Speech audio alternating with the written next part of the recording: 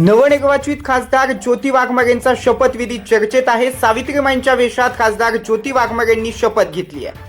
भीमाची लेक, डोक्यावरती पदर आणि सावित्रीमाईंच्या पेहरावात शपथ।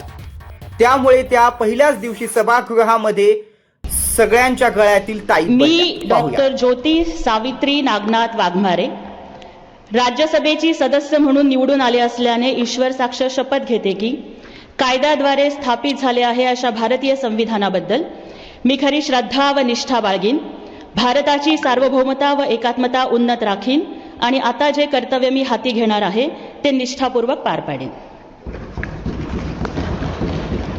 दरम्यान एका मराठी महिलेनं कसं राहावं याचं उत्तम उदाहरण म्हणजे ज्योती वाघमारे। त्यांच्या डोक्यावर पदर घेण्यानं संपूर्ण महाराष्ट्राच्या मनामध्ये त्यांनी एक वेगळं स्थान केलं आहे। एवढंच नव्हे तर किंबहुना टोटली भारतभराच्या मनामध्ये एक त्यांच्याविषयी एक वेगळी छाप उमटली आहे। भीमाची लेक या ठिकाणी सभागृह में छा गई असं म्हटलं तरी आता वावगं ठरणार नाहीये, कारण मराठी महिलेने राहावं कसं तर ते राहावं फक्त आणि फक्त ज्योती वाघमाऱ्यांसारखं असं म्हटलं आता तरी काही हरकत नाही।